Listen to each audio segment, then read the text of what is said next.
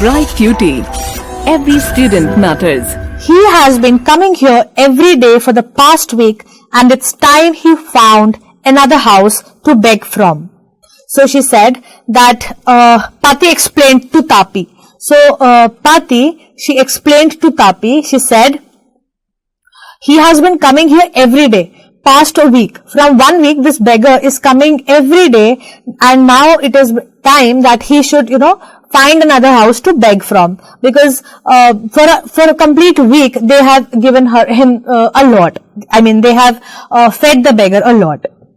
Mridu and Meena followed Ravi out. So Ravi and all the both the two cousins, Mridu and Meena, they went outside. The beggar was already in the garden, making himself quiet at home. Yeah. So what happened? Beggar, till the time they had reached outside, beggar was already there in the garden, and he was trying to make himself comfortable. He had spread his upper cloth under the neem tree and was leaning against the trunk, apparently prepared to take a little snooze while he waited for the ants to appear. Now what happened? Beggar had already come to the garden. He was trying to make himself comfortable. He had spread his upper cloth, as in whatever he was wearing, he just spread his upper cloth. There was a big neem tree. So under the neem tree, he had spread that cloth and he was leaning against the trunk. He had sat down on the cloth and he was leaning against the trunk. Leaning as in to take the support off. It looked like as if he was preparing to take a little nap. Snooze means short sleep. So he was preparing to take a little nap while he waited for the ants to appear. While till the time the people from inside, probably Amma, she comes outside to get some whatever, food or money or whatever she used to give to the beggar. Go away, said Ravi sternly. So Ravi, in a very firm and decisive manner, he said, go away. My party says it's time you found another house to beg from. He says, my grandmother is saying that now it has been a whole week that you have been coming here. Now it is time that you go away from here, find a new place to beg from, or get the things, whatever you get from here. You should find a new place, a new house to beg from. The beggar opened his eyes very wide and gazed at each of the children one by one. So in a very surprised manner, he looked at each of the children. There were 3 children. So in a very surprised manner, with eyes wide open, he looked at each child. The ladies of this house, he said, at last, in a voice choked with feelings, are very kind souls. His throat got choked with feelings, as if he was feeling very helpless. He was feeling very emotional. So he said that the ladies in this house, they are very, very kind. They are very good people. I have kept my body and soul together on their generosity for a whole week. Kept my body and soul together. What does this mean? Managed to stay alive. Because of the generosity, kindness of the ladies of this house who have been feeding me with the food, I have been alive for the whole week. So they are very kind souls. They cannot say like this. I cannot believe that they would turn me away. He said that I cannot believe that they are saying that I must go away from here. He raised his voice. In a little higher pitch, he exclaimed this. Amma, Amma, oh, said his wail might be, but it certainly wasn't feeble. He again wailed or cried, Amma, oh Amma. He wanted to call. He tried to call Amma because the kids had already given the message, but he did not believe them. So he tried to talk to Amma himself. So he called her. His voice was sad, but it was not feeble. Feeble as in mild. His voice was sad, there was sadness in her voice, but it was not mild, it was a high-pitched voice. It was firm, it was a stern voice. It began in a deep, strong rumble somewhere in his withered belly and came booming out of his mouth with its few remaining teeth stained brown with beetle chewing. Then what happened? Once he screamed, "Amma, Amma," it felt as if that words, "Amma, oh Amma," were already, dancing in his belly. That words, it just came out of his mouth. With its few remaining teeth, almost all the teeth were gone. They had already shed. So he had very few teeth in his mouth. They were already brown. They were badly stained in brown because of the beetle chewing. Beetle chewing, kind of tobacco chewing, you can say. So when we chew a tobacco or such things, bad things, the teeth get stained. So his teeth were already stained. They were already very few and they were already stained. "Ravi, tell him there's nothing left in the kitchen," called Rukumani. So Rukumani, the mother, Amma, she already screamed, "Ravi, tell him there's nothing left in the kitchen." As in, we are not left with anything, we have already given him everything. And he's not to come again. Tell him that. Amma again she sounded fed up. In a very fed up tone, in a very irritated tone. She was full of agitation that the beggar is coming every day for the, whatever part he wanted, whatever money or food, whatever he wanted. So Amma told screamingly from inside, "Ravi, tell him that we do not have anything in the kitchen anymore. And he must not come again here ever." Ravi didn't have to repeat it at all to the beggar. Amma was so loud already that Ravi did not have to repeat it. What his mother said had been easy for them all to hear. There under the neem tree, who all were standing under the neem tree, they all could hear what Amma said from inside. The beggar sat up and sighed. Beggar got up, he was lying down, he got up and sighed in sadness. Sighed means making that sound like this, taking a deep breath in sadness probably. I'll go, he said wearily. Wearily means tired, feeling very tired. So in a very tired manner, he said, I'll go, only let me have a rest under this tree.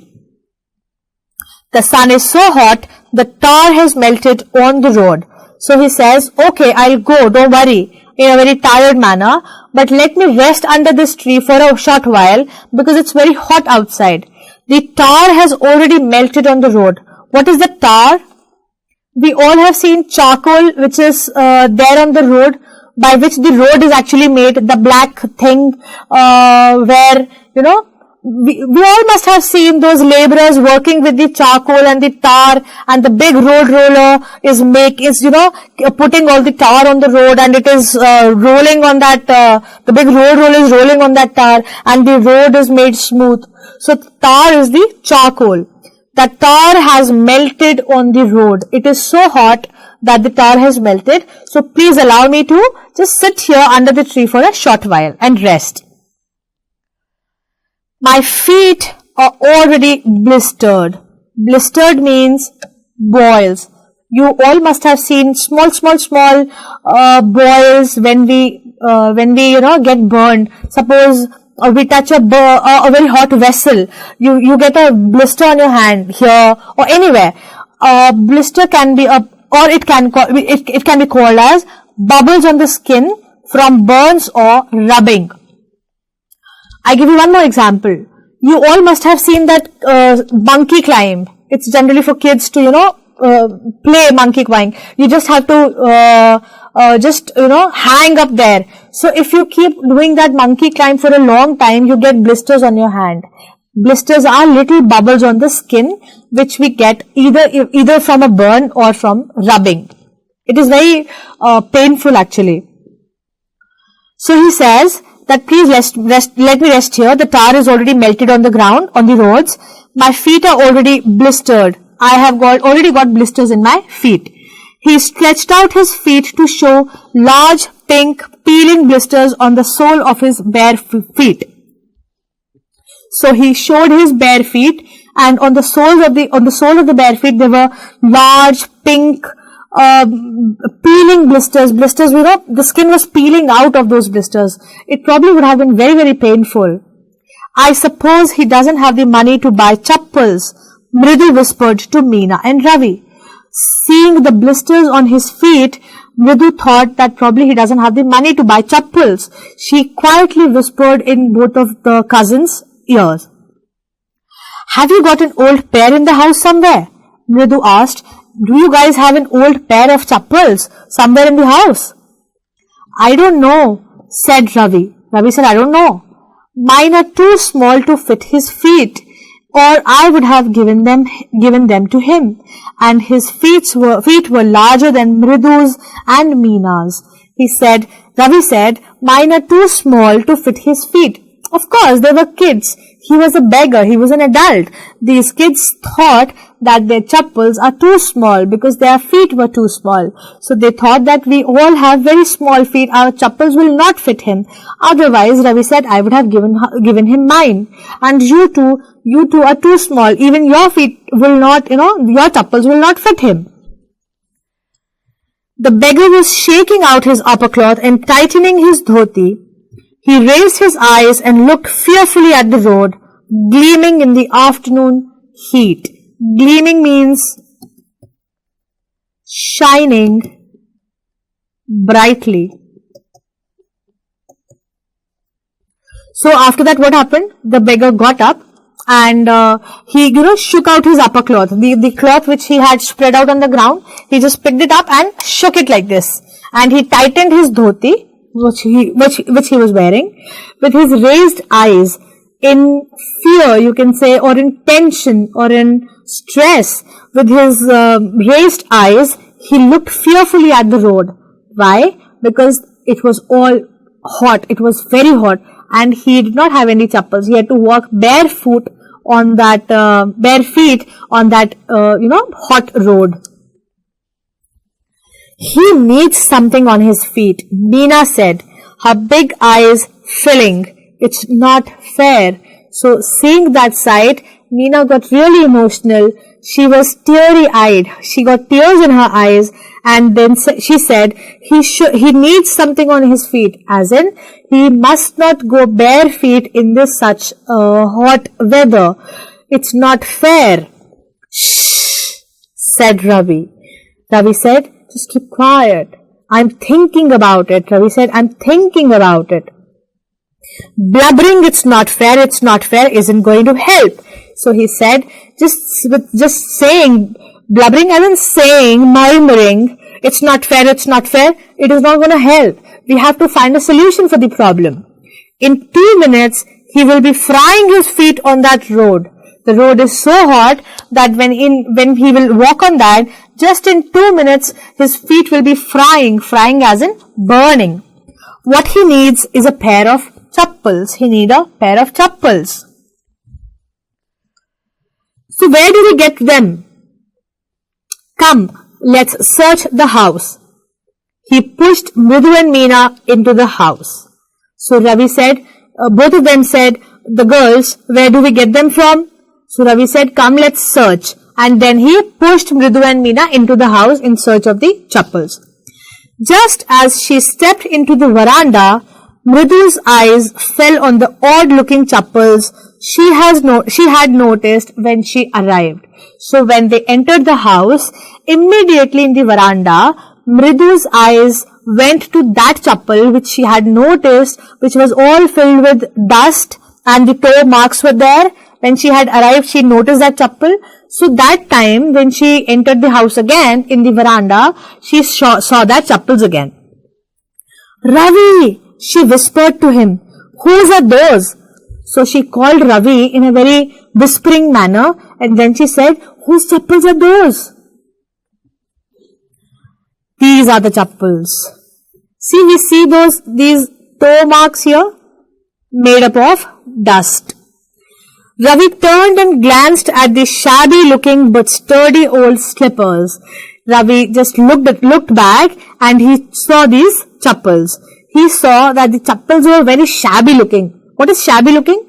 Dirty looking, very messy, clumsy, dirty looking chappals, but sturdy as in firm. They were not, they were not weak. He beamed and nodded. Beamed as in beamed with excitement. He got very happy. He got excited and nodded. These are just the right size, he said, picking them up. He beamed in excitement and happiness and he said, exactly, these are the right size. This would fit the beggar. So he picked it up. Ritu and Meena followed him nervously back into the garden. Both the girls were nervous, but they followed him. They wanted to help the beggar, but they were nervous that they have just picked up a chappal just from somewhere. They did not know who the chappals to whom the chappals belonged to. Here, said Ravi to the beggar, dropping the slippers in front of the old man. So Ravi gave the chappals, just dropped the chappals in front of the beggar, who was an old man actually, and he said, here, wear these and don't come back. You can wear these chappals and just do not come back here. The beggar stared at the slippers, hurriedly flung his towel over his shoulder, pushed his feet into them and left, muttering a blessing to the children. Now what happened? When Ravi dropped the chappals in front of the old man, he quickly said, just wear these and go away. Don't come back here. The beggar stared at the chappals. He looked at the chappal. Quickly, there was a towel in his hand. He put it on his shoulder. He flung the towel on his shoulder and he put his feet in those chappals and he left. Before leaving from there, he was muttering a blessing, as in he was trying to thank or he was blessing the kids for their generous act. In a minute, he had vanished around the corner of the street. Just in a minute, he was gone. The music master came out of the house and took an unappreciative look at the three of them sitting quietly under the tree playing marbles. So the music master, probably he would have finished with the lessons of violin. He came out of the house and took an unappreciative look, which means disapproving look. He did not, approve of those kids. He thought probably they were very notorious or naughty. So with a disapproving look, he just came out of the house. He looked at them, all three of them. What were they doing? The three kids, they were sitting under the tree and they were playing marbles.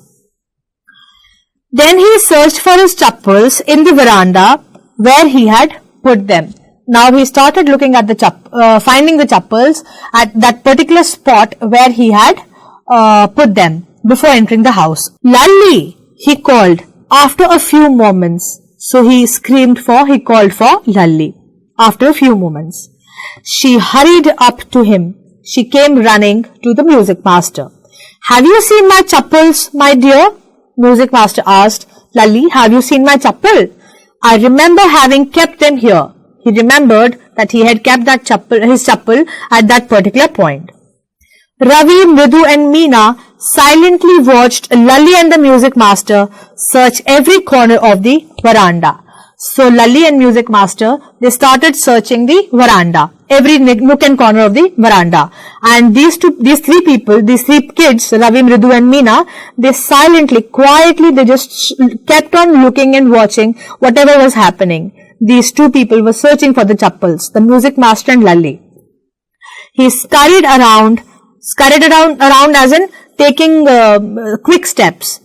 He scurried around, looking over the railing and crouching near the flower pots to look between them. So near the railings, he was just, peeping here and there and crouching, as in bending down and peeping like this behind the flower pots to find, as if probably the chappals would have gone between the flower pots. Brand new they were, he said. They were brand new. I just bought them recently. They were new. I went all the way to Mount Road to buy them. Then in an probably in anger, he said, I had gone that far. Where? To Mount Road to buy them. He went on saying, they cost a whole month's fees, do you know? Then he said, they were so expensive that the price for the chappal was my whole month's fee. Soon, Lali went in to tell her mother. Rukumani appeared looking harassed with Pati following her. Now what happens? Lali, she went inside and she tells her mother. And then Rukumani appeared, she comes outside and she had a look of harassment on her face. Pati was following her. Now why was she harassed? Let us read further. Where could they be? It's really quite upsetting to think someone might have stolen them. Rukumani, she was embarrassed to even acknowledge the fact that somebody would have stolen them. So she asks, where could they be? She was upset. So many vendors come to the door, worried Pati. So Pati, in a very worrisome tone, she said, so many vendors come to the door. It is very sad that if somebody has just picked it up. Rukumani caught sight of Ravi, Mridu and Meena sitting under the tree. Then suddenly Rukumani, the Amma, she saw all the three kids sitting under the tree. Have you children? She began. Probably she was about to say, have you children seen the chappals? Or probably just taken it away or done something with the chappals? She wanted to say this, probably. And then, seeing they were curiously quiet, went on more slowly. Seen anyone lurking around the veranda?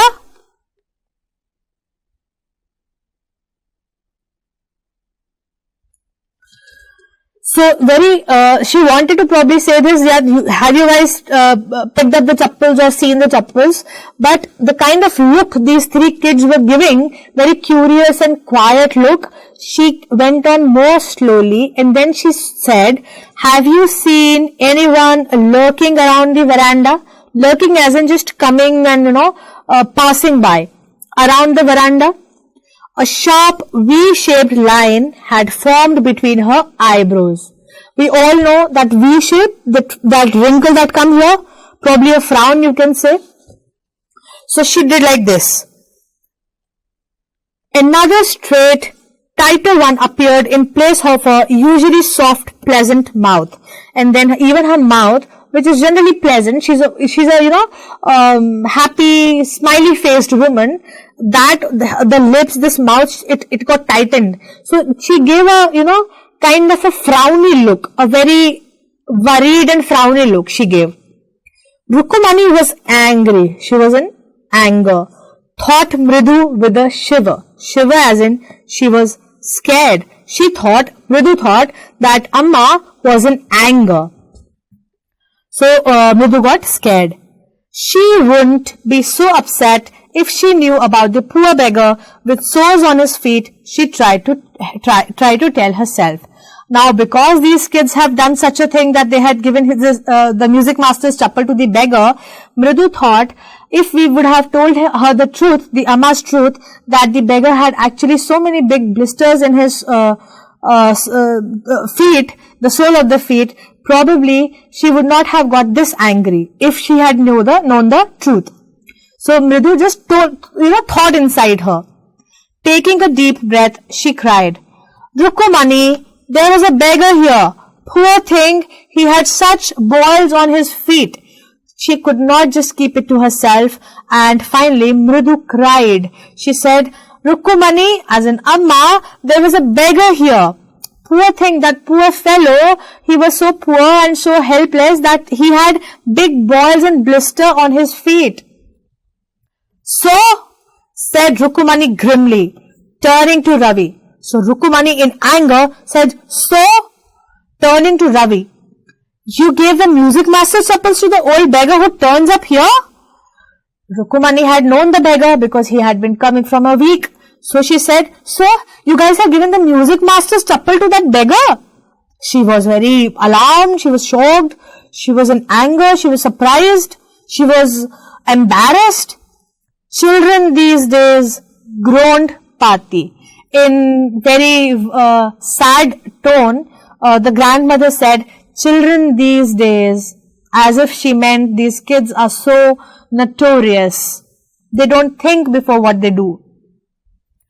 Amma, didn't you tell me about Karna, who gave away everything he had, even his gold earrings? He was so kind and generous.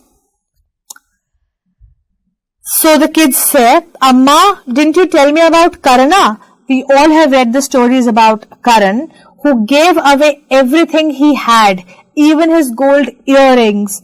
So there was this fellow Karan who had given his old earrings and everything, whatever he had, to just because he was very kind, he was very generous. Silly, snapped Rukumani. Karana didn't give away other people's things. He only gave away his own.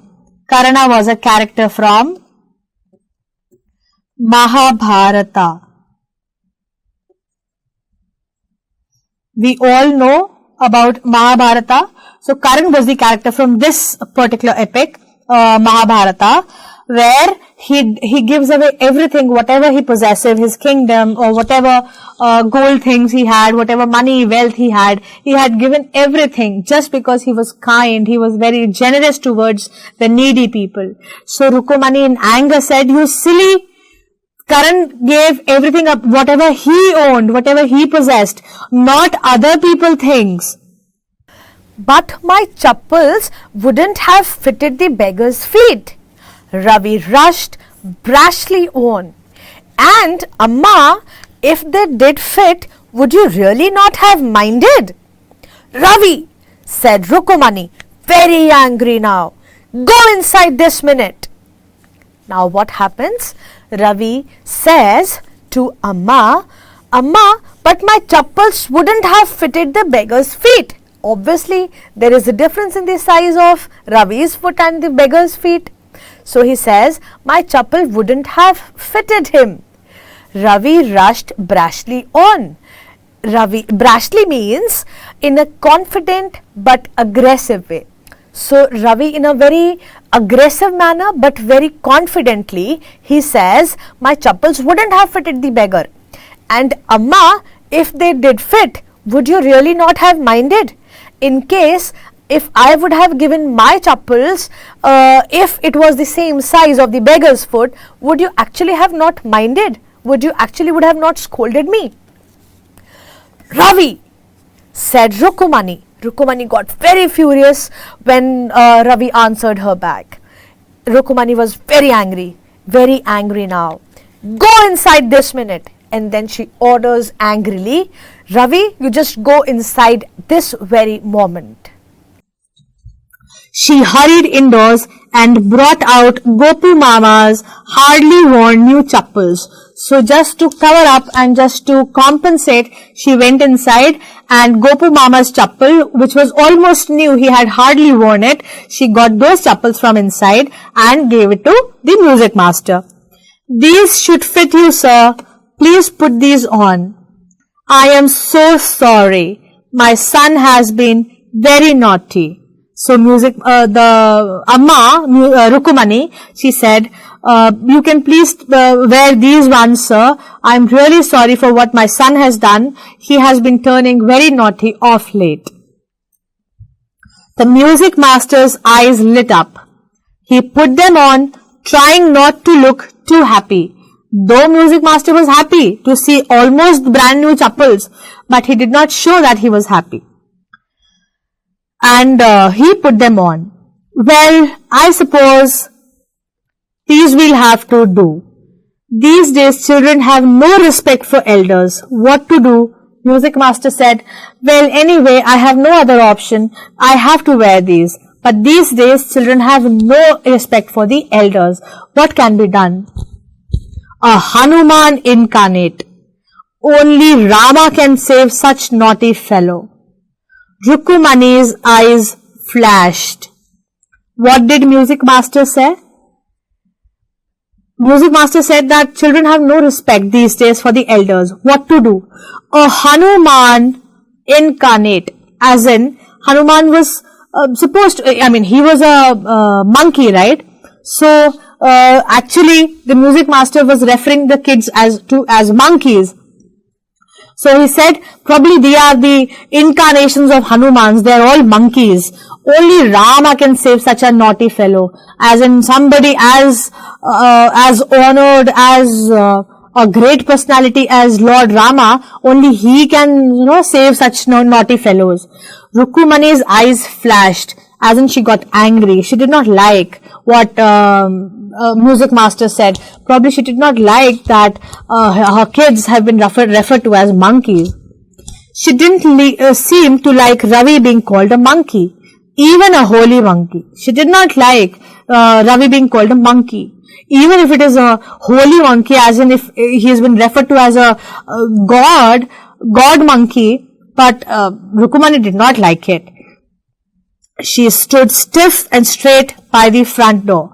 Because she did not like it, she made a straight face and she looked at the door as if pointing or saying or conveying to the music master that you may please leave. You have not given a good statement. It was clear she wanted him to leave quickly. His statement had upsetted her. When he had clattered off in his new chappals, she said, "Mridu, come in and have some tiffin." So once the music master had gone off, clattered off means gone off noisily with the noise of clatter of chappals. We all have seen those chappals doing tuck tuck tuck tuck tuck noise. So when the music master had gone with this new chappals making that kind of sound, she said, "Mridu, come on in and have some tiffin. Come inside and eat something." Honestly, how do you children think of such things? She was amazed. How do you guys think of such things? Thank God your Gopu Mama doesn't wear his chappals to work. So she said, I am amazed. How do you guys come up with such ideas? But I'm thankful that Gopu Mama doesn't wear those chappals to work. As she walked towards the kitchen with Mridu and Meena, she suddenly began to laugh. Suddenly, Amma started to laugh. But why was she laughing? But he's always in such a hurry to throw off his shoes and socks and get into his chappals as soon as he comes home. Though she said that Gopu Mama doesn't wear the chappals to office, but suddenly again she started to laugh. Why? Because this thing came up in her mind that when he comes back from the office, he is in such a hurry to remove his socks and shoes and just get into chappals. What's your mama going to say this evening when I tell him I gave his chappals to the music master? So now she is thinking, what is mama going to say, or how is he going to react when I will be telling him that I've given his chappals to the music master. The story was written by Vasantha Surya. I hope you all have understood this story. It's a very interesting story and I hope that you all have understood this.